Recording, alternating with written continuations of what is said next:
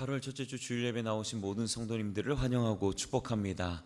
하나님께서 오늘 예배를 통하여 주의 길로 인도하시고 주의 뜻대로 살아가게 하실 줄로 믿습니다. 이 시간 다 함께 자리에 일어나셔서 주님께서 우리에게 가르쳐 주신 주기도 함께 고백하시겠습니다. 하늘에 계신 우리 아버지여, 이름이 거룩히 여김을 받으시오며 나라가 임하시오며 뜻이 하늘에서 이루어진 것 같이 땅에서도 이루어지이다.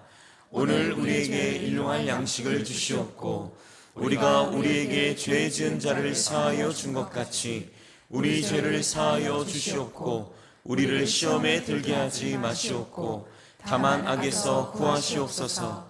나라와 권세와 영광이 아버지께 영원히 있사옵나이다. 아멘.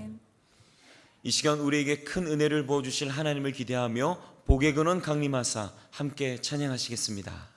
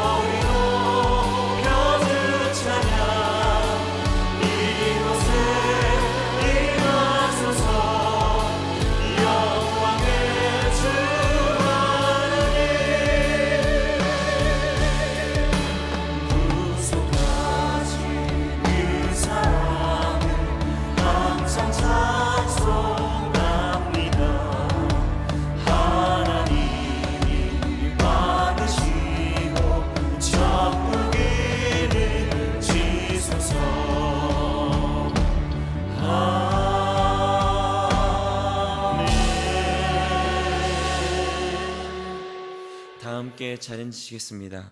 이 시간 기도하실 때 우리를 대표해서 한창희 피태간수 집사님 대표 기도해 주시겠습니다.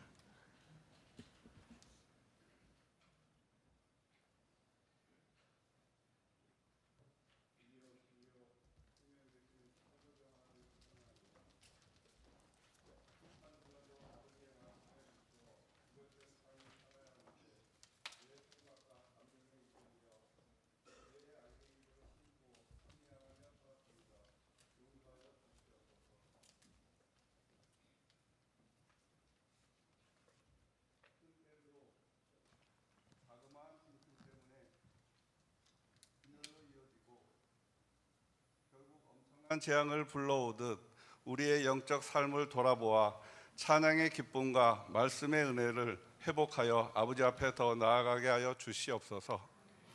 우리는 하나님을 알지 못하고 믿지 아니하여 죽을 수밖에 없는 죄의 자식에서 너무나도 영광스럽게 자녀 삼아 주시려 주님의 보혈로 살려주심에 감사드립니다. 누리는 모든 것이 받을 만해서가 아니며 은혜이고 전적인 아버지의 사랑이기에 더욱 감사드립니다. 교회를 위해 기도합니다. 많은 교회가 다음 세대를 위해 다양한 여름 캠프를 실행합니다. 그중 하나인 여름 캠프가 우리 교회에서도 아동부에서 청년부까지 진행하고 있습니다. 섬기는 손길과 함께하는 다음 세대에게 영육 간의 강건함으로 보살펴 주시고 마련된 만남의 장에서 평생 잊을 수 없는 체험과 하나님을 인격적으로 만나는 은혜의 전환점을 허락하여 주시옵소서. 찬양받기에 합당하신 하나님 아버지, 오늘 드려지는 찬양을 흠양하여 주시옵소서.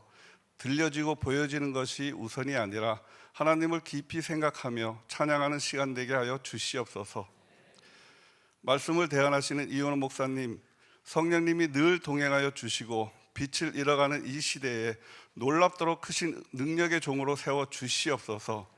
오늘 말씀에 각 성도의 삶이 위로받고 도전과 다짐으로 받아들여 한 주간의 삶을 온전히 지키며 살게 하여 주시옵소서. 우리를 구원하신 예수님 이름으로 기도합니다. 아멘.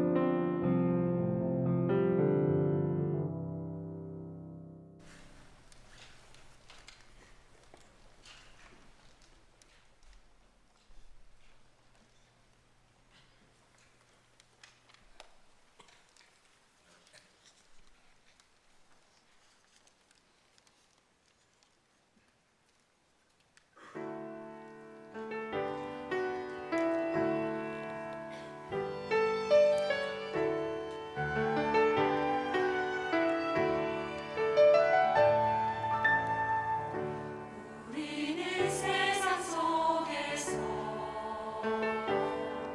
주의 부름 받은 성도입니다. 어두운 세상 중에 빛으로 부르셨네. 우리는 주님의 성도입니다. 주의 자녀입니다. 세상 속에서나 가정에서도 우리는 변함없이 주의 자녀입니다. 우리는 주님의 자녀입니다. 우리는 예배합니다. 어떤 환경이나 상황 속에도 우리는 변함없이 주를 예배합니다. 우리는 주님만 예배합니다. 교회가 희망입니다. 어두운 세상 속의 희망입니다.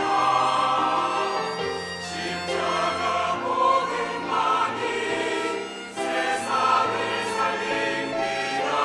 교회가 이 땅의 희망입니다. 우리가 교회입니다. 함께 모일 때나 흩어질 때도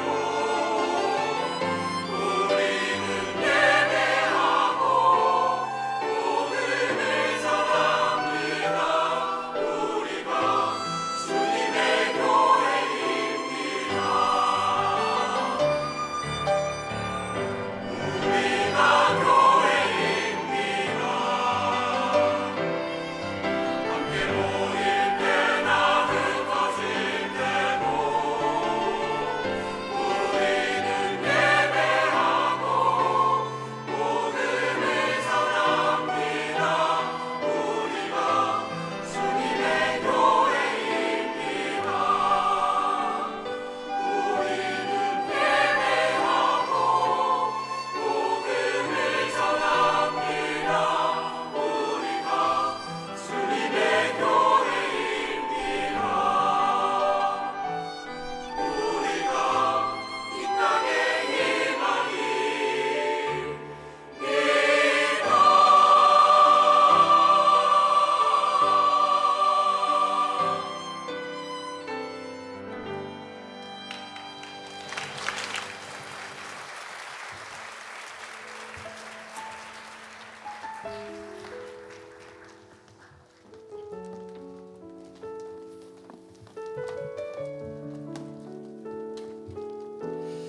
우리 다시 한 번 더 주님 앞에 우리 감사와 영광의 박수를 드리겠습니다.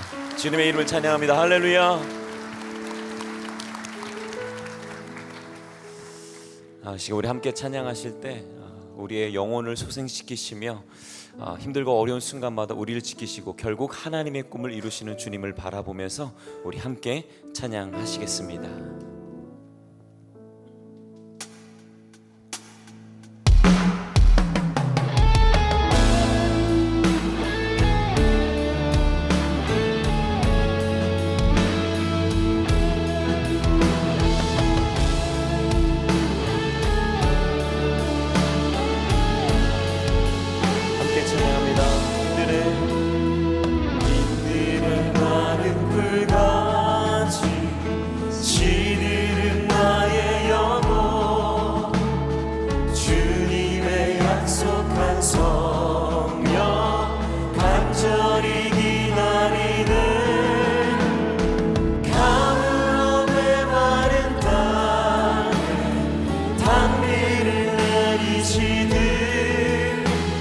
성령의 단비를 부어 새 생명 주옵소서.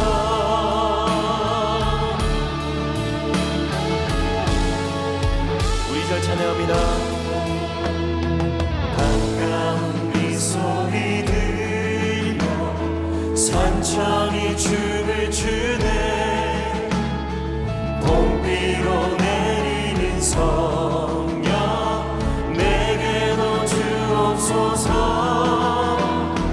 가을로 메마른 땅에 단비를 내리시듯 성령의 단비를 부어 새 생명 하늘문 여소서. 하늘문 여소서. 주의 뜻 이루게 성령님 오소서. 이 땅에 한 번 더 하늘문 여소서. 여소서. 주의 뜻 이루게 성령님 오소서. 이 땅에 영원히 참되신 사랑의 언약 어길 수 있사오냐. 오늘의 흡족함을 주실 줄 믿습니다. 가물어 메마른 땅에 단비를 내리시는 성령의 단비를 부어 새 생명 하늘문 여소서. 하늘문 여소서. 주의 뜻 이루게 성령님 오소서. 이 땅 우리 한 번 더 하늘문 여소서. 여소서. 주의 뜻 이루게 성령님 오소서. 우리 믿음의 오른손을 높이 들고 주님 찬양합니다. 하늘문 여소서. 여소서.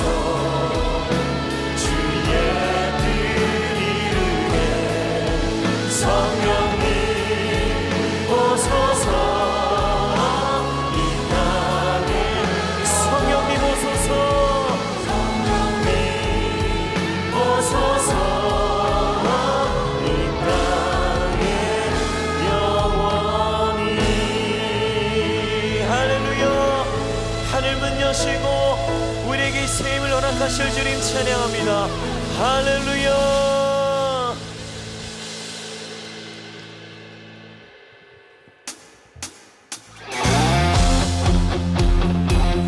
우리가 주님의 영광을 위하여 주님 뜻대로 살아가길 소망하면서 함께 찬양합니다. 할렐루야.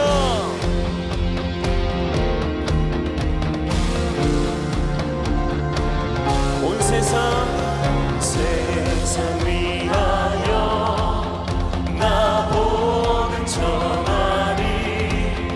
만백성 모두 나와서 주 말씀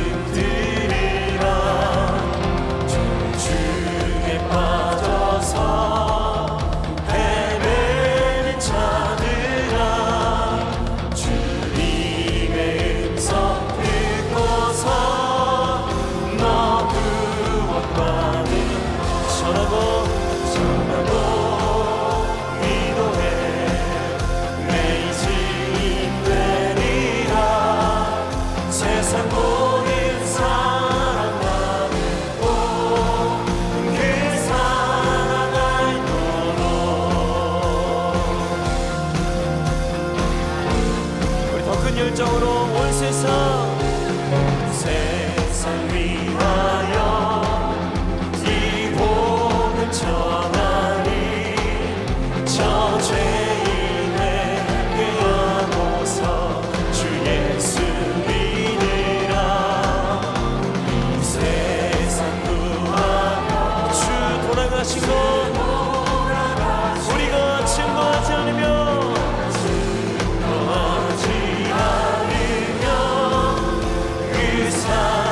찬양합니다. 전하고 기도해 매일 증인되리라. 세상 모든 사람 많고 우리 더 큰 믿음으로 온 세상 위하여 세상 위하여 주님의 임하니 주 예수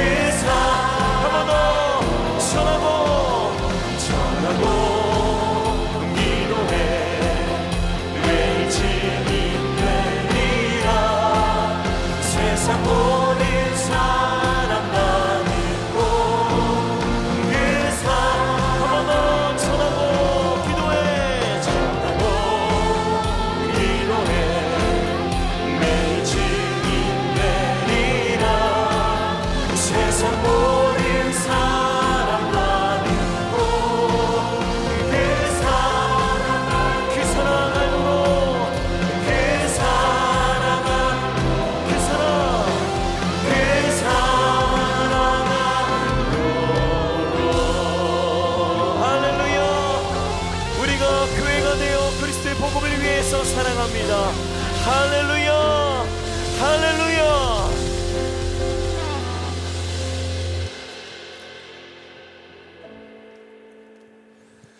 그렇게 우리가 교회가 되어 그리스도의 복음을 위해 살아가는 하나님의 자녀로 살아가기를 소망합니다. 두려움이 찾아오고 또 고난이 찾아온다 할지라도 끊임없이 주님의 영광을 위해서 살아가는 우리들의 삶이 되기를 소망하면서 우리 이 찬양 한 번 더 고백하시겠습니다.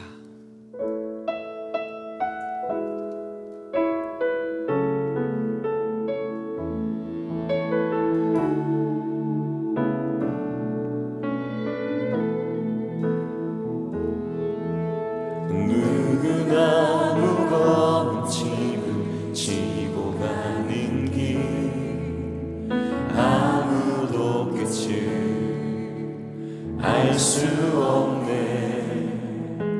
사랑의 노래는 점점 희미해지고 내일의 두려움 넘치지만 나는 오늘도 가네. 우리 한 번 더 누구나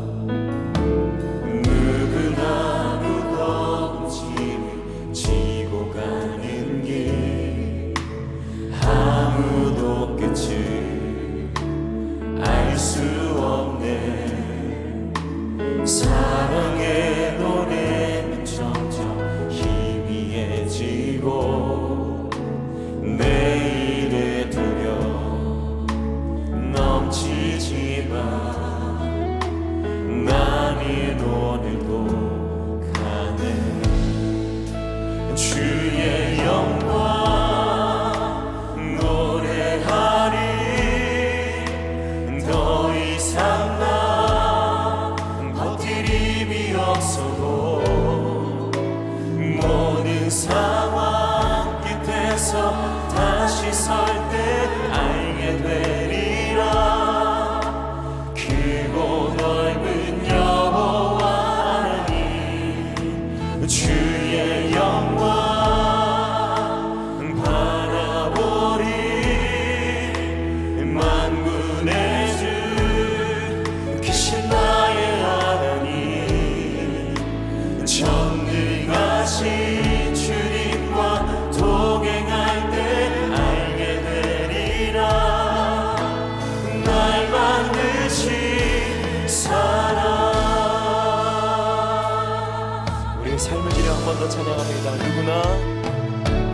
누구나 무거운 짐을 지고 가는 길 아무 빛을 알 수 없네 사랑의 노래는 점점 내일의 두려움 넘치지마 나는 오늘도 체험이다 주의 영광 노래하리 더 이상 나 버틸 힘이 없어도 모든 상황 끝에서 다시 설 때 알게 되리라 크고 넓은 여호와 하나님 주의 영광 바라보리 만군의 주 크신 나의 하나님 전능하신 우리의 모든 두려움을 승리로 이끄시는 주님 찬양합니다 우리 믿음의 오른손을 높이 들고 찬양합니다 주의 영광 노래하리 더 이상 나 버틸 힘이 없어도 모든 상황 끝에서 우리의 믿음의 시선이 크고 넓으신 영원 향해 우리가 모든 것을 바쳐 사랑합니다 주의 영광 바라보리 만군의 주 크신 나의 하나님 전능하신 주님과 고백할 때 이 시간 주신 말씀 기대하며 우리 전심으로 함께 기도하겠습니다 기도합니다 주의 영광 바라보리 만군의 주 크신 나의 하나님 전능하신 주님과 동행할 때 알게 되리라 날 만드신 사랑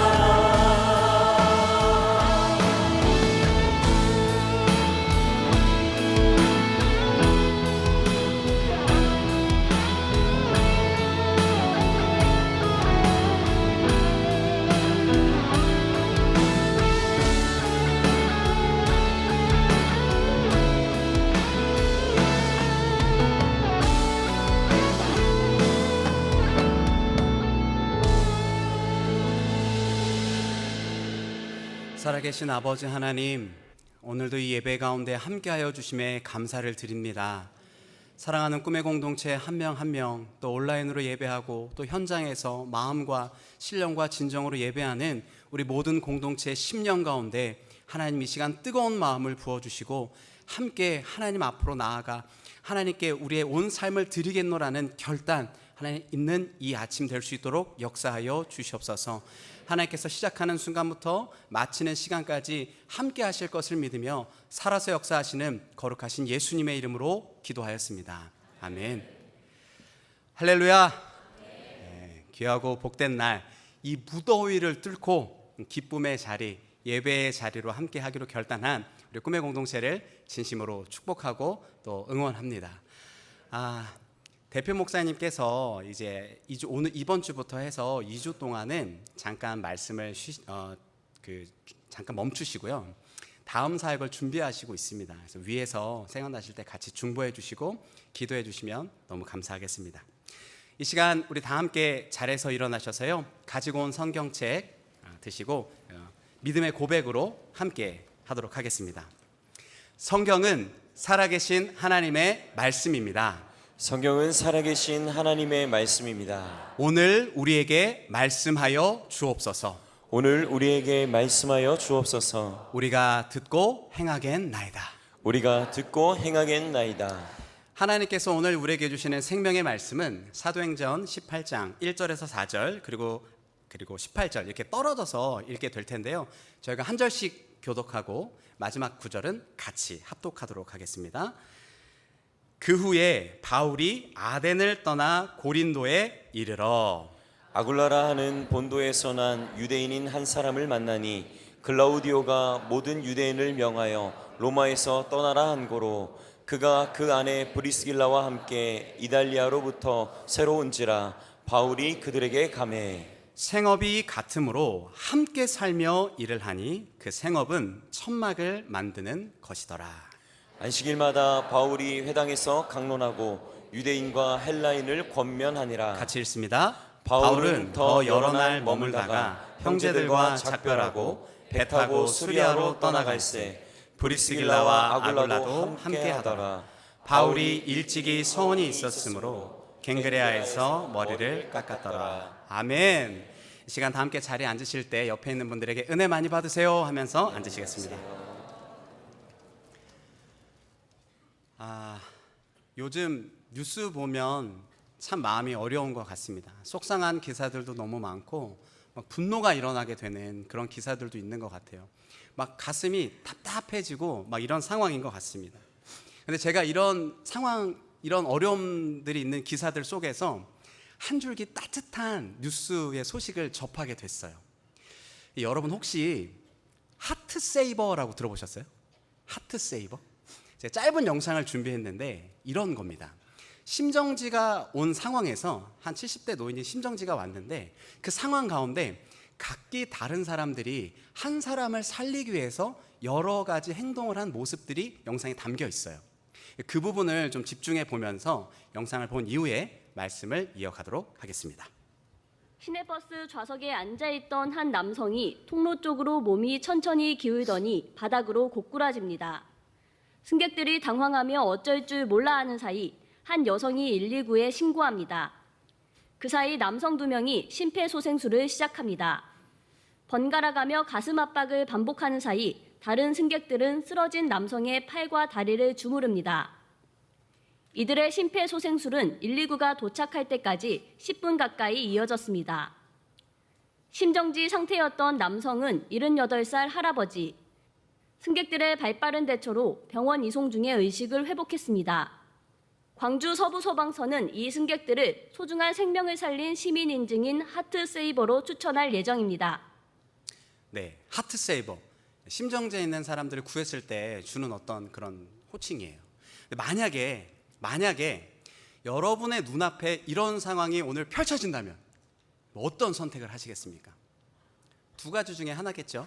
하나는 상황 파악을 재빨리 하고 가가지고 심폐소생술하고 누군가는 119 전화하고 누군가는 막 굳은 팔 다리를 막 주무르고 있을지 모릅니다. 그게 아니면 두 번째는 아유 요즘 시대는 엮여봤자 피곤해. 그러니까 가만히 있다가 아유 내가 아니어도 누군가 하겠지. 말씀은 하지 마세요. 만약에 그런데 여러분 만약에 하나님께서 저 상황 가운데 우리를 지켜보고 계셨다라면 우리에게 어떤 모습을 기대하셨을까요? 오늘 본문의 상황은 이와 아주 비슷합니다. 상황은 다르지만 우리를 향한 하나님의 기대가 있다라고 이야기하고 있어요. 말씀을 하기 전에 제가 퀴즈를 좀 내보려고 합니다. 객관식이에요. 두 가지입니다. 1번 혹은 2번이에요. 골라보시면 됩니다. 정답을 맞추시는 분들은 제가 축하드리겠습니다. 1번 사랑하는 나의 자녀들아 너희는 천하보다 귀하다. 그러니 너희는 나에게 오기 직전까지 너희들끼리 믿는 너희들끼리 알콩달콩 콩닥콩닥 이렇게 편안하게 잘 먹고 잘 살다가 인생 부담 없이 천국으로 오렴. 1번. 2번입니다. 사랑하는 나의 자녀들아 내가 너희를 사랑한 것 같이 이 땅에 있는 모든 영혼이 귀하다. 그래서 내가 하나뿐인 아들 독생자 예수 그리스도를 내어주면서까지 그들 모두를 사랑했다. 너희가 이 사랑의 증인이 되어주지 않겠니? 몇 번일까요? 네, 너무 잘하시네요. 너무 쉬웠어요. 2번입니다. 2번. 이게 맞추기는 근데 쉬워요. 그런데 이렇게 살기는 어렵더라는 거죠. 왜냐하면 많은 분들이 그러실 것 같습니다. 저도 그런데요. 사실 아는 걸로, 우리가 아는 것으로는 2번이라는 걸 너무 잘 알고 있어요. 그런데 사는 건요, 1번의 삶이 되기를 기대하고 있더라는 거예요. 여기에 우리 함정이 있는 거예요. 아는 것과 사는 것이 불일치가 일어난 거죠. 많은 분들이 이 지점에서 딜레마를 느끼는 거 아니겠습니까? 이런 거예요. 아, 나 구원은 확실하게 받았어. 믿어. 아멘이야. 근데 내 신앙생활 하면서 내가 좀 안정적으로 하고 싶어. 그냥 적당히, 너무 튀지 않게. 튀면 뭐 좋을 게 없잖아. 안정적으로다가. 공동체 또 벗어나면 안 되니까 주일에 공동체 딱 안에 있으면서 사역도 적당한 거, 편안한 거 누리다가 나이스하고 젠틀하게. 우리 느낌 아니까, 그죠? 근데 분명한 것은 하나님께서 원하시는 건 명백하게 삶과 삶이 일치되는 것일 거라는 거예요. 그렇다면 하나님께서 기대하시는 성도의 삶을 살아가려면 우리가 어떻게 해야 되는가? 오늘 바울의 삶을 통해서 우리가 그 실마리를 발견하게 되는데요. 함께 나눌 첫 번째는 이거예요. 주님의 사역자로 살라 하는 거죠. 한번 따라해 보시죠. 주님의 사역자로 살라. 주님의 사역자로 살라. 자, 1절 같이 읽습니다. 시작. 그 후에 바울이 아덴을 떠나 고린도에 이르러. 이 본문이 굉장히 짧게 지나갔는데 얼핏 보면 그냥 훅 지나갈 수 있어요. 근데 여기에 아주 중요한 두 장소가 나옵니다. 혹시 읽으시면서 눈치채셨나요? 네, 아덴과 고린도라는 지역이에요. 이 아덴과 고린도라는 지역은 이 많은 사역과 좌절, 또 기도와 눈물이 막 함께 막 뒤섞여 있는 막 함축된 그런 지역이에요. 특별히 이 함께 나눌 지금 본문의 배경은요, 시기적으로는 바울 선생님이 2차 선교 여행을 하던 그런 기간이었단 말이죠. 제가 이걸 이해를 좀 돕기 위해서 바울 선생님이 이제 출발을 해서 고린도 지역까지 입성하게 되는 과정을 잠깐 오늘 소개해 드리려고 하는데, 그냥 말로 하면 이해가 쉽지 않아서 제가 지도를 하나 준비했습니다. 지도 한번 볼까요? 자, 여러분을 이제 은호 투어로 함께 초대하도록 하겠습니다. 자, 오른쪽 끝에 보시면 수리아 안디옥이 있고요. 화살표를 쭉 따라서 왼편을 보시면 아덴과 고린도라는 지역이 보이실 거예요. 다시 오른쪽으로 돌아와서 수리아 안디옥 지역이 있는데, 이 수리아 안디옥 지역은요, 베이스 캠프예요. 베이스 캠프. 쉽게 얘기해서 모든 선교 여행을 여기서 시작해서 여기에서 마무리 짓습니다. 여기를 출발해서 다시 여기로 돌아오면 선교 여행이 마무리가 되어지는 거죠. 근데 사도 바울 선생님께서 원래는 2차 전도 여행을 하면서 가고 싶었던 지역이 있었어요. 그게 가운데 보여지는 에베소라는 지역입니다. 그런데 성령님께서 막으시죠. 우리 다 아시잖아요. 마게도냐 건너와서 우리를 그 아시죠? 그런 상황 가운데 에베소 가고 싶었지만 성령님의 인도하심과 성령님의 막으심을 통해서 여차 저차해서 결과적으로 유럽으로 가게 됩니다. 그때 지도의 좌측 상단에 보이는 것처럼 빌립보, 데살로니가, 베레아, 그리고 아덴, 그리고 고린도, 이런 지역으로 복음을 전하면서 오게 됐던 거죠. 지도 빼주세요. 자, 머릿속에 어느 정도 지도가 있으시죠? 자, 그러면서 이렇게 쭉 오게 되는데 빌립보, 데살로니가, 베레아 지역을 돌아갈 때 복음을 열심히 잘 전했어요. 그런데 가는 곳곳마다 방해하는 세력이 있더라는 거예요. 복음을 회방하고 소동을 일으키고 분란을 일으키는 곳이 있더라는 거예요. 그래서 막 폭동이 일어나고 막 소동이 막 일어나고 막 그러면서 복음 전하는 팀들이 막 고초 겪고 막 감옥 가고 하여튼 막 어려운 역경의 문제들을 겪습니다. 그런데 놀라운 것은 그런 고초를 겪는 와중에서도 하나님이 그 상황 가운데 실제적으로 역사하시더라는 거예요. 바울 선생님이 온갖 역경 속에서도 멈추지 않고 복음을 전합니다. 그때 사람들이 복음을 받아들이게 돼요. 근데 이제 이런 상황 속에서도 진짜 뭐 굴하지 않고 막 온 삶을 내어드려서 바울이 막 복음을 전하게 될 때 곳곳에 교회가 세워지더라는 거예요. 이 역경을 딛고 곳곳에 교회가 세워지더라는 거예요. 성령님도 역사하시고 하나님도 그 가운데서 일하시더라는 거죠. 근데 이런 상황 가운데 바울이 아덴이라는 지역으로 들어가게 돼요. 아덴이라는 지역. 근데 좀 안타깝게도 이 아덴이라는 지역에서는 복음의 열매가 많지 않았습니다. 예, 아덴 떠오르시죠? 예, 맞습니다. 우리가 잘 알고 있는 아테네예요. 아테네. 이 아테네 지역에서 복음을 전하는데, 아테네 하면 여러분 뭐가 딱 떠오르시나요? 그리스 철학, 예? 막 그 신화, 여러 가지 온갖 우상들, 예? 이성, 예? 이런 거 막 떠오르지 않습니까? 특별히 영지주의, 예? 지성이 발달한 이곳에서 영지주의, 육은 악하고 영은 선하다, 뭐 이런 배경이었더라는 거죠. 그러니까 당시에 막 굉장히 뛰어난 도시가, 뛰어난 사람들이 많은 곳이 이 아테네 지역이었다라는 거예요. 이성적인 사람들이 많이 몰린 거. 그런데 여러분 아시죠? 우리의 바울 선생님도 당대 학자 아니겠습니까? 초엘리트 아니겠습니까? 죄송합니다.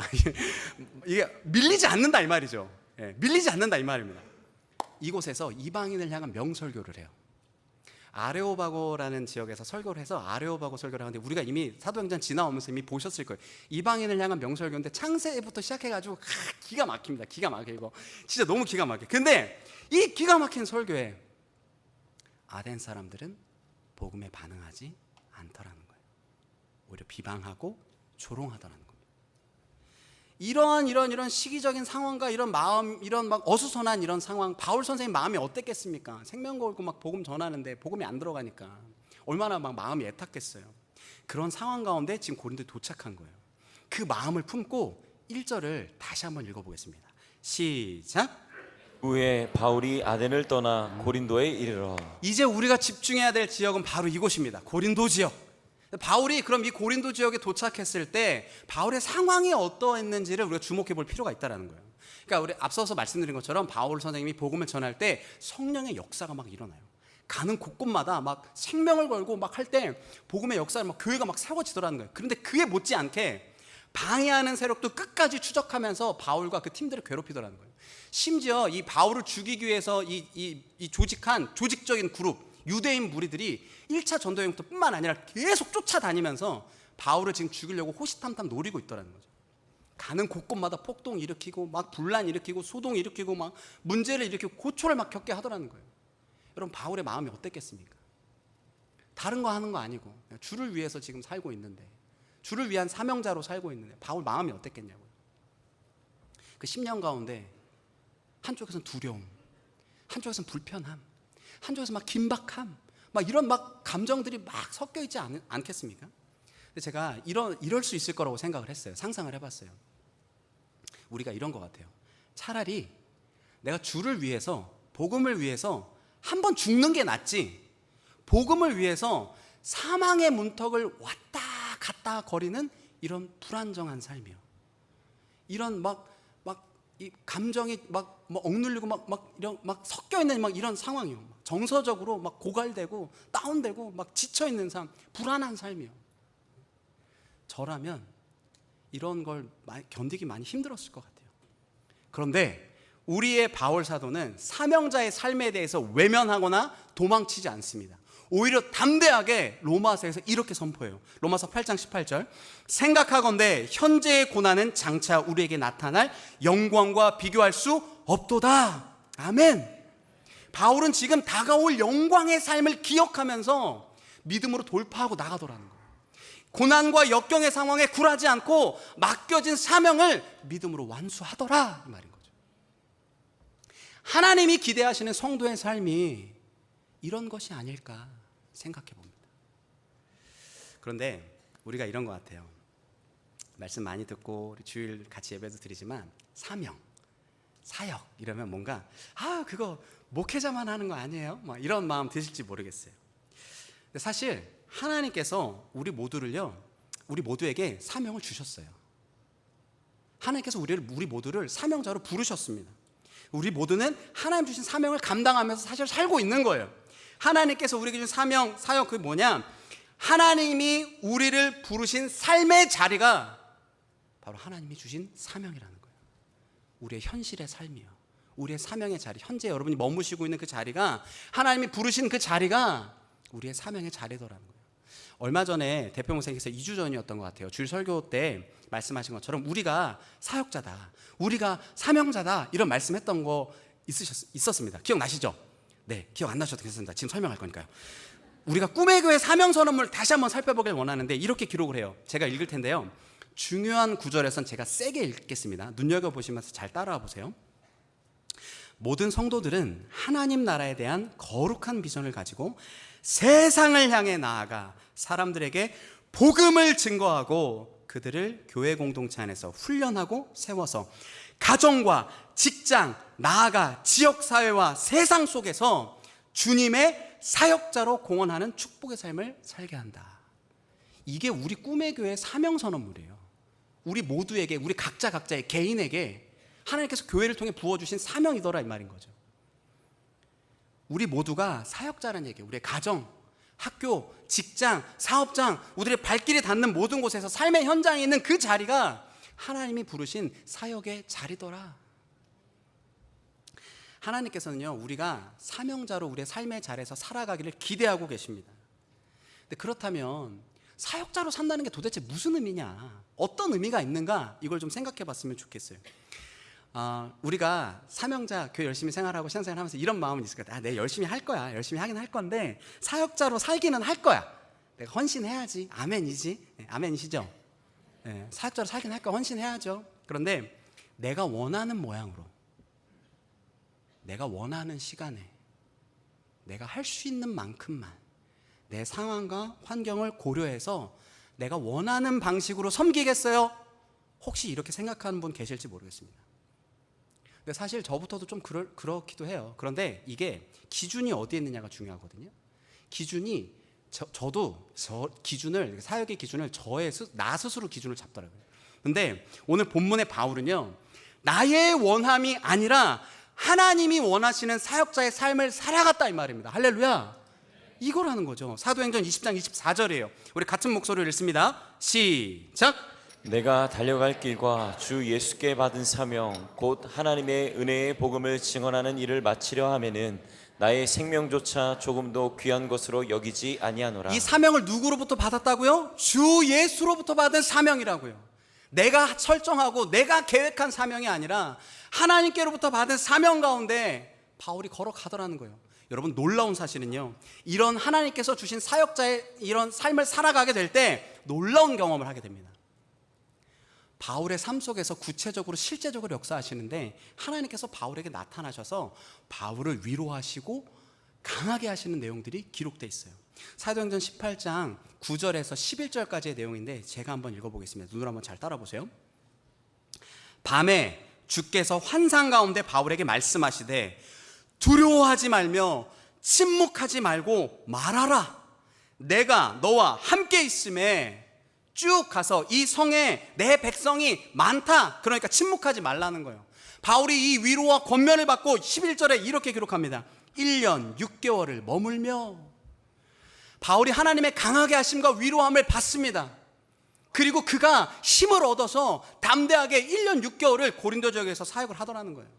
구체적으로 실제적으로 바울의 삶에 개입하신다는 거죠. 여러분, 우리가 사역자로 살아갈 때요, 우리가 사역자로 살아갈 때 기쁨을 누릴 수 있는 이유는 뭐냐면 우리 삶의 문제가 해결되기 때문에 기쁜 게 아닙니다.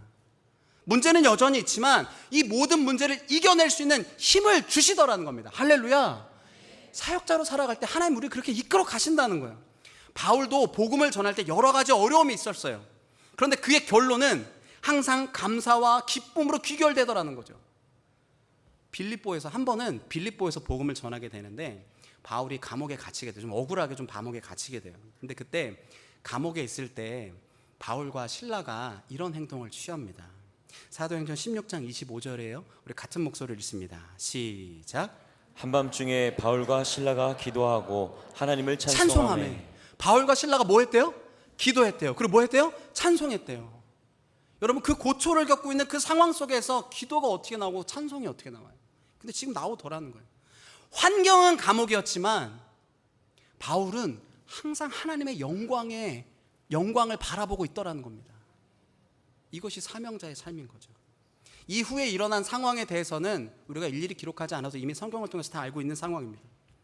그래서 바울은요, 하나님의 사명자를 정의할 때 이렇게 정의를 해요. 고린도후서 6장 10절입니다. 우리들의 목소리로 같이 읽습니다. 시작. 근심하는 자 같으나 항상 기뻐하고 가난한 자 같으나 많은 사람을 부요하게 하고 아무것도 없는 자 같으나 모든 것을 가진 자로다. 근심하는 것 같지만 항상 기쁘고 아무것도 없는 것 같지만 모든 것을 가진 자, 그것이 하나님의 사역자라는 거예요.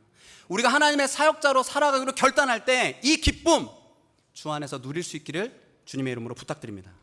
한 걸음 더 나아가서 하나님이 그럼 기대하시는 성도의 삶은 무엇이냐? 사역자로 사는 것뿐만 아니라 하나님 기대하시는 것 두 번째는 이거예요. 복음의 동역자가 되라 하는 거죠. 복음의 동역자가 되라. 오늘 본문 2절 같이 한번 읽습니다. 시작.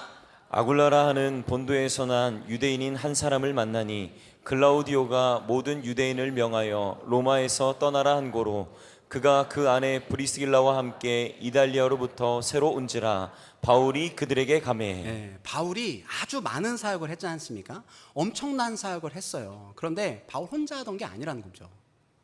바울과 함께하는 동역자들, 바울과 함께하는 팀들이 있더라는 거예요. 여러분, 오늘 예배 드리는 것도 마찬가지예요.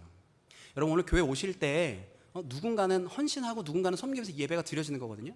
함께 예배 드리는 싱어팀, 악기팀, 예배 여기 인도해 주시는 여기 인도하시는 분들, 그다음에 여기 입금 자리 안내해 주는 입금이 분들, 또 우리 지금 드림 보안관 여기 해가지고 같이 안전을 지켜주시는 분들 계시죠? 또 주차, 주방 사역, 섬김 여러 가지 것들로 다양하게 하여튼 섬기시는 분들이 있어요. 특별히 주차 같은 경우에 이분들 진짜 한결같이 더울 때 가장 더운 곳에서, 가장 추운 곳에서 한결같이 그렇게 있는 그 자리에서, 그 현장에서 동역하고 계신 거 아니겠습니까? 또 이뿐만 아니라 이름 없는 무명의 성도님들의 헌신을 통해서 오늘 이 한 번의 예배가 드려지는 거예요. 바울도 마찬가지였어요. 성경에는 기록되어 있지 않지만 수많은 무명의 성도들이 바울과 함께 하더라는 거예요.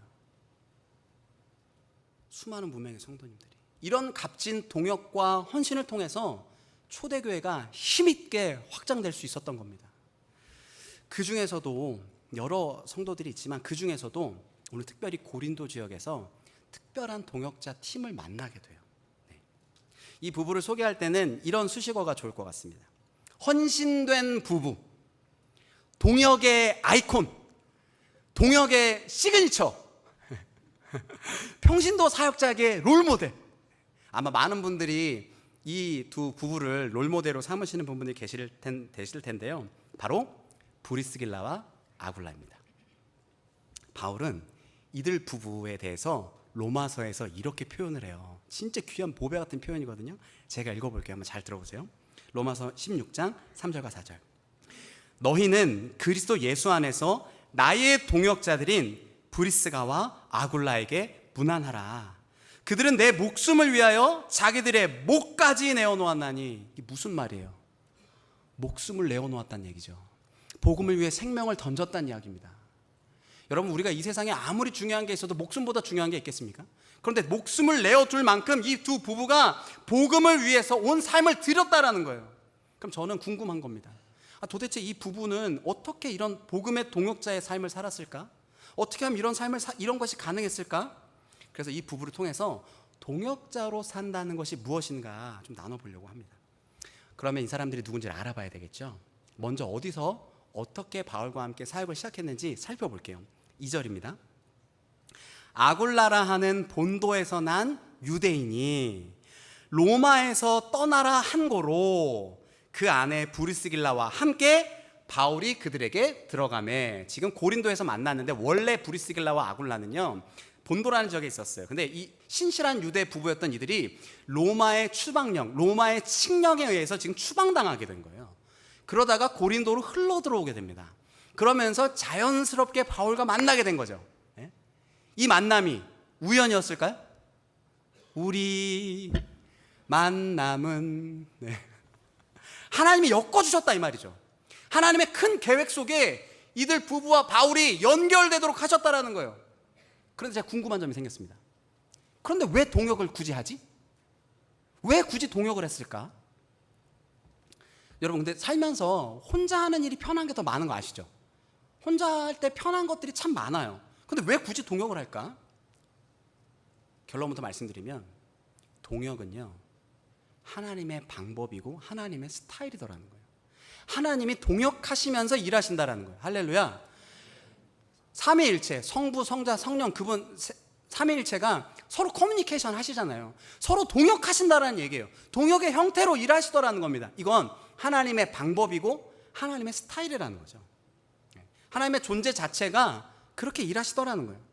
심지어 이 바울과 또 이 브리스가 이 부부가 함께하는 일이 직업이 똑같았어요.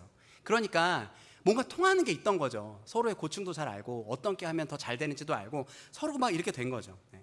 그러면서도 함께 또 회당에서 복음을 전하기도 하고 막 그래요. 그러니까 바울에게 있어서 이 두 부부는 큰 위로였고 큰 힘이 되는 동역자였을 거라는 거예요.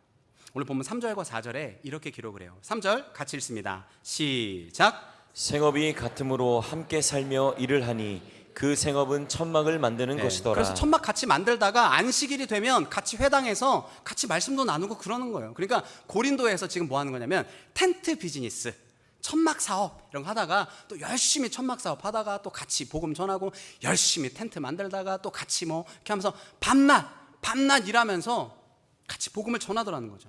여러분 텐트 메이커라고 하니까 우리 무슨 캠핑 이런 거 떠오르지 않습니까? 사실 이 텐트 메이커가 캠핑하는 게 아니에요. 뭐 가가지고 뭐 텐트 이렇게 쫙 치고 멋지게 착 치고 이렇게 불멍하면서 고기 이렇게 쫙 굽고 이게 아니라는 거죠. 고된 노동이라는 거죠. 텐트 만드는 직업이 고된 노동이라는 거예요. 밤낮 없이 그러면서도 복음을 전하더라. 그런데 이 브리스길라 아굴라가 여기까지면 노말할 수 있어요. 여기까지는. 근데 이 부부가 도대체 왜 특별하냐?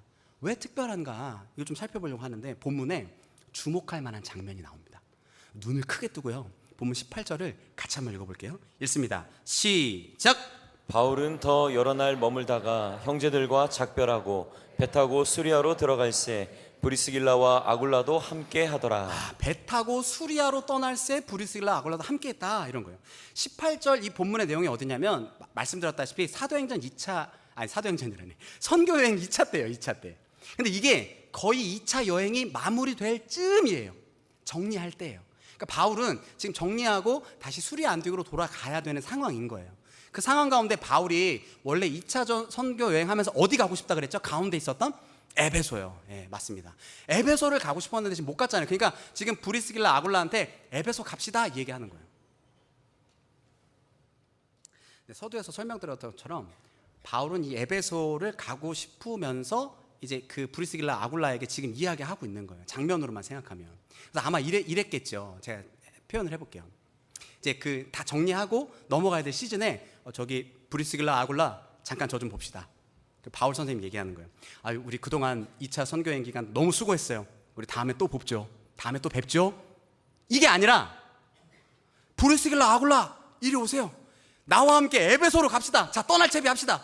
이 얘기하는 거예요. 이게 지금 무슨 얘기냐면 여러분 고린도에서 에베소로 지역을 넘나든다는 얘기는 동네 마트에 장 보러 가는 개념이 아니에요. 동네 옆집에 마실 가는 개념이 아니라는 겁니다. 거리가 바뀌어요. 나라가 바뀌는 상황이에요. 지도 한번 볼까요? 왼쪽 고린도에서 에베소를 간다는 얘기는 바다 건너서 넘어간다니까 나라와 나라가 바뀌더라는 겁니다. 지도 빼주세요. 지금 이민 간다는 거예요.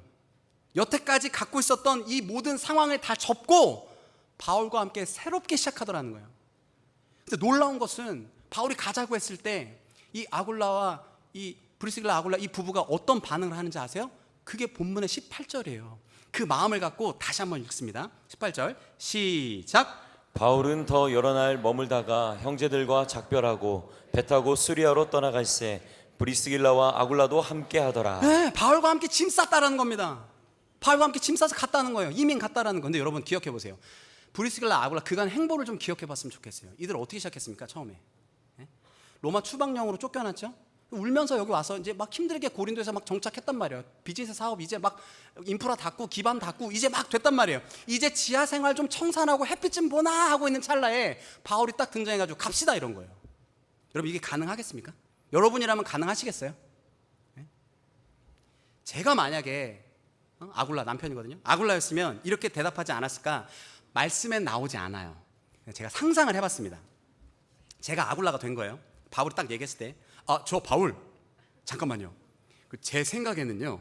그래서 여기서 우리가 사업과 인프라가 지금 잘 다져져 있지 않습니까, 바울? 그러니까 제가 여기서 조금 더 사업을 확장하겠습니다.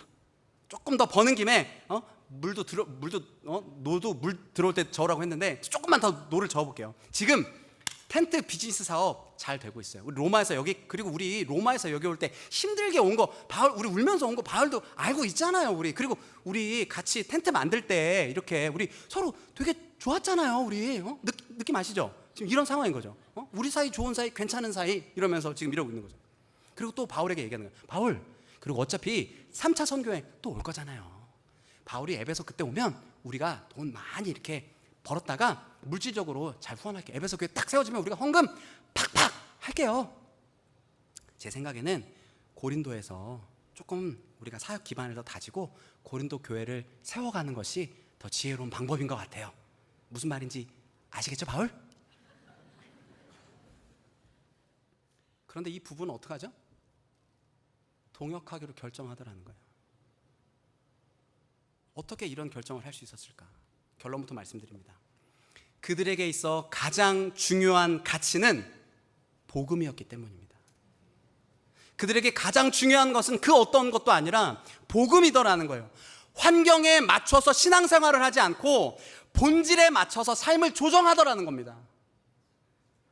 그러니 그들에게 가장 중요한 질문은 지금 이 순간 내가 복음을 위해 살고 있는가? 이 질문이 가장 중요한 질문이었던 거예요. 저는 이 말씀을 묵상하면서 스스로에게 근데 질문을 던졌어요. 그럼 도대체 어디까지가 동역이야? 어디까지를 가야지 동역이지? 동역의 완성이지? 결론을 내렸습니다. 한번 따라해 주시죠. 동역은 하나님의 부르심의 자리까지다. 동역은 하나님의 부르심의 자리까지예요. 하나님이 오라 하면 거기까지가 동역의 자리더라는 거죠. 여러분, 오늘날도 마찬가지예요. 우리 모두는 고린도를 떠나 각자의 에베소가 있습니다. 여러분, 만약에 하나님이 그 에베소로 우리를 부르실 때 여러분 어떻게 반응하시겠어요? 혹 어떤 분들은 스스로 생각하길, 아이고 내가 할 범위는 여기까지야 하면서 선 긋고 계시지 않나요? 아이고 고린도까지만 왔어도 충분해. 내가 이 정도까지만 했어도 진짜 내가 최선을 다했다. 진짜 이건 내가 봐도 진짜 최선 다했다.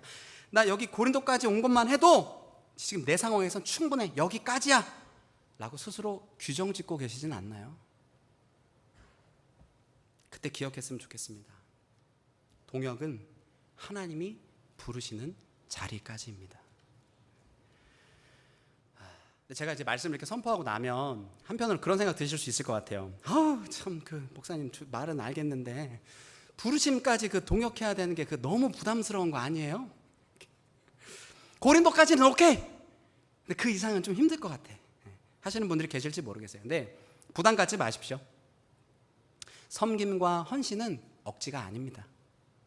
억지가 아니에요. 그럼 섬김과 헌신은 뭐냐? 우리 대표 목사님이 종종 말씀하시는데 섬김은 사랑이에요. 사랑하면 섬기게 되어 있고요. 사랑하면 동역할 수밖에 없어요. 사랑하기 때문에 사랑하게 되니까 그렇게 하고 싶더라는 거죠. 베드로전서 5장 2절에 그래서 바울이 이렇게 얘기합니다. 하나님의 양무리를 치되 억지로 하지 말고 하나님의 뜻을 따라 자원함으로 해라. 자원함으로 해라. 혹시 사역자로 사는 것, 동역자로의 부르심에 부담되시는 분들 계시다면 하나님을 사랑하는 것부터 시작해 보셨으면 좋겠어요. 하나님을 사랑하는 거예요. 그렇게 하면 하나님이 우리를 얼마나 사랑하시는지 매일의 삶에서 우리가 경험하기를 소망합니다. 사랑이 그런 것 같아요. 사랑을 받아본 사람이 사랑을 또 할 수 있어요. 여러분, 동역의 본질은요, 사랑이에요. 그렇기 때문에 브리스길라와 아굴라가 그렇게 헌신하고 동역하면서도 기쁨의 삶을 누릴 수 있지 않았을까 생각해요. 아마도 이 부부는 바울과 함께 또 가면서 콧노래 부르고 가지 않았을까 생각이 돼요. 왜냐하면 그들은 동역의 기쁨을 아는 사람들이었거든요. 말씀을 맺겠습니다. 서두에서 보여드린 영상 기억나시죠? 만약에 버스 안에서 70대 남성이 쓰러졌어요. 그런데 거기 있는 사람들이 이렇게 생각하는 거예요. 아유, 내가 뭘 할 수 있겠어? 내가 할 수 있는 일이 뭐가 있겠어? 누군가 하겠지. 걱정은 되지만 엉덩이에 의자 쫙 붙이고 앉아있다가 나는 내 정류장에서 엮이지 말고 조용히 내리자. 이렇게 생각했으면 어떻게 됐을까요? 마찬가지로요, 우리도 인생이라는 버스를 타고 가고 있습니다. 그때 우리 주변에 수많은 영혼들이 쓰러져 갈 때 여러분 엉덩이 붙이시고 창밖만 덩그러니 바라보시면서 그렇게 가시겠습니까? 누군가 하겠지. 나는 목적지가 정해져 있으니까 난 거기에서 내리기만 하면 돼. 머리로는 우리가 주님을 위해서, 잃어버린 영혼을 위해서 살려야 함을 알고도 삶으로는 창밖만 바라보면서 그냥 멍하니 계시는 분들은 계시다면, 혹시 그런 분 계시다면 이 시간 다시 한번 말씀의 자리로 초대합니다. 우리는 일어나서 자신이 할 수 있는 일을 해야 합니다. 우린 그 자리에 있는 게 아니라 일어나서 우리가 할 수 있는 일을 해야 돼요. 누군가는 119에 전화해줘야 되고, 누군가는 심장이 멈춘 그 사람, 누군가는 심폐소생술 해야 되고, 누군가는 손과 발이 마비된 그 사람을 주물러야 되지 않겠습니까? 그런데 만약에 모두가 창밖만 내다보면서 단 한 명만 고군분투하면서 그러다가 골든타임 놓치면 그거 어떻게 할 수 있겠냐고요. 더 어려워졌을지도 모른다는 겁니다. 그러나 그 안에 있던 모든 사람들이 누가 시키지도 누가 강요하지도 않았지만 한 마음이 돼서 한 팀으로 마치 동역하는 것처럼 그들이 각자의 할 일을 했을 때 한 생명을 살리게 되더라는 거예요. 하나님은 오늘 저와 여러분에게 기대하는 모습이 바로 그런 모습이 아닐까 싶습니다. 사랑하는 꿈의 공동체 여러분, 우리는 먼저 각자 하나님의 사역자로 세워져야 합니다. 그리고 그 다음으로 함께 모여서 서로가 한 마음으로 사랑함으로 동역해야 돼요. 마치 바울이 온 삶을 들여서 복음을 전했던 것처럼, 브리스길라와 아굴라가 복음을 최우선으로 하며 자신의 삶을 드리고 동역했던 것처럼, 이 시간 하나님께서 우리 꿈의 교회를 통해서 기대하시는 건 바로 이런 모습일 거라고 생각합니다. 오늘 그 영광스러운 사역의 자리, 그 영광스러운 동역의 자리에 꿈의 공동체를 초대합니다. 우리가 그 초대의 마음을 갖고 하나님이 부르신 자리에서 이렇게 살아가겠노라고 우리 이 찬양의 고백으로 함께 올려드리겠습니다.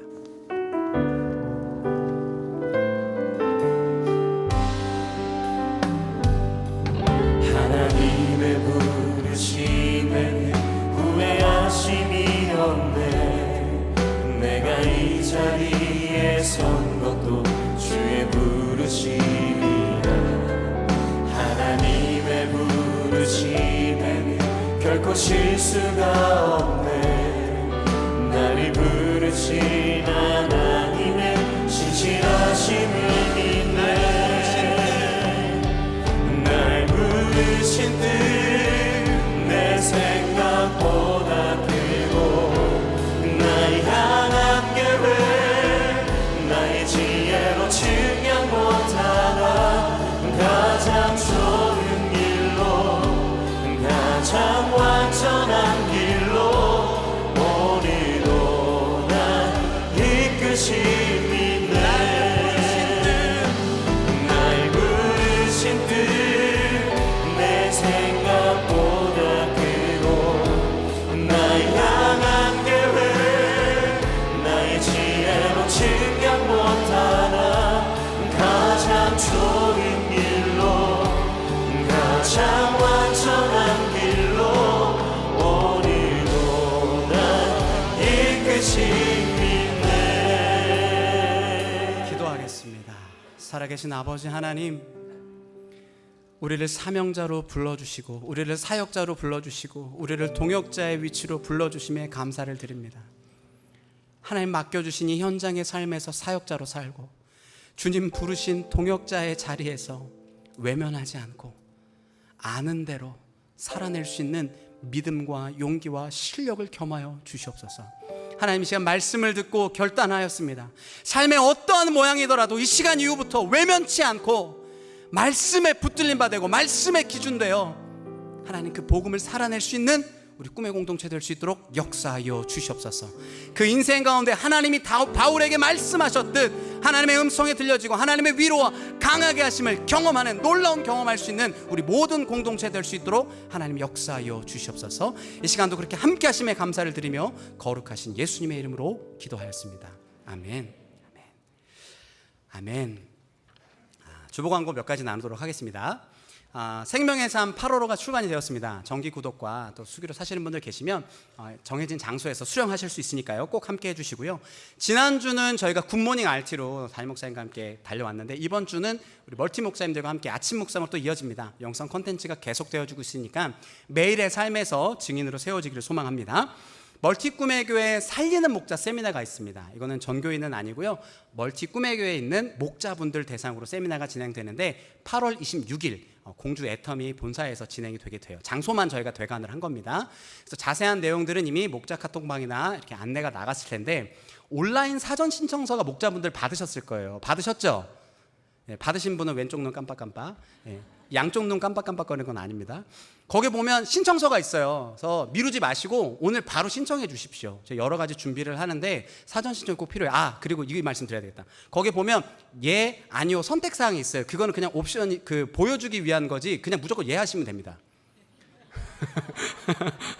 너무 빼면 인간미가 떨어져가지고 아니요 넣긴 했는데 그냥 예 누르시면 돼요. 할렐루야. 예. 이제 캠프가 계속 이어지고 있습니다. 이제 다음 주에는 이제 브릿지 청년부 또 그 다음 주에는 30대 드림 청년부 여름 캠프가 진행되게 될 텐데요. 각각 강바울 목사님 또 박한선 목사님 통해서 문의 주시면 청년부 캠프 안내 받으실 수 있을 것 같습니다. 지금 지난주에는 지난주에는 저희 소년부가 여름 캠프를 다녀왔어요. 그래서 아이들이 캠프가 계속 은혜 가운데 진행되게 되는데 위에서 같이 기도해 주시고 다음 세대 리더들이고 주역들입니다. 이들이 바르게 잘 커야 복음의 세대가 이어지는 줄로 믿습니다. 함께 위에서 중보해 주시면 감사하겠습니다. 주방 휴가가 있습니다. 그래서 계속 광고 드리는 것처럼 8월 20일까지 주방 휴가가 이어지게 될 텐데 대신 섬김인 분들 또 우리 성도님들 중에서 원하시는 분들 누구나 다 이용하실 수 있고요. 지하 식당에 내려가시면 샌드위치가 준비되어 있어요. 그래서 식사를 못 하실 경우에 샌드위치로 하실 수 있도록 판매를 준비를 해놨으니까 확인하시면 좋으실 것 같습니다. 저희 그리고 요즘 세상이 좀 많이 흉흉하잖아요. 우리 꿈의 교회는 진짜 앞서가는 교회예요. 여러분 우리 꿈의 교회는 드림 보안관이라고 있습니다. 드림 보안관 이렇게 딱 준비돼가지고 딱 이렇게 아까 들어오실 때도 보셨을 텐데 교회 학교 아이들뿐만 아니라 어른들도 같이 케어하고 보호하고 교회 안에서 교회 또 안과 밖에서 이렇게 지킴이로 섬기고 계시는데 이번에 3단봉도 딱 준비해놨어요. 그래서 쫙 펴면 딱 되고 제가 나중에 한번 가스총이라도 건의를 드려야 되나 싶은 마음인데 어찌 됐든 그렇게 해서 안전하게 예배 드리실 수 있으니까 마음 놓고 오세요. 마음 놓고 오십시오. 교회 안전합니다. 마음 놓고 오십시오. 자 그리고 저희가 예전에 컴패션이랑 함께하는 비전 트립을 준비했는데 함께 멀티교회적으로 10가정이 선별이 되었어요. 그래서 이제 돌아오는 월요일부터 7일부터 해서 11일 날 귀국하게 되는데 이 팀들도 그 일정 가운데 하나님의 큰 은혜가 있을 수 있도록 중보해 주시고 기억해 주시면 좋겠습니다. 나머지 광고 내용들은 주보에 있는 내용들 참고하시고요. 이제 우리 모두 다 함께 자리에서 일어나셔서 마지막 찬양하고 축도로 예배 마치도록 하겠습니다.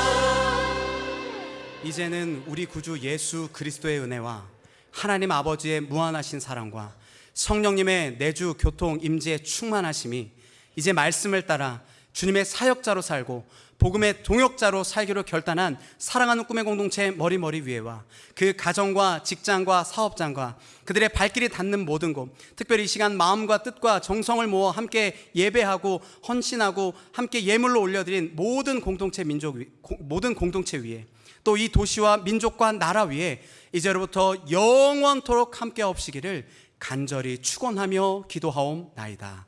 아멘.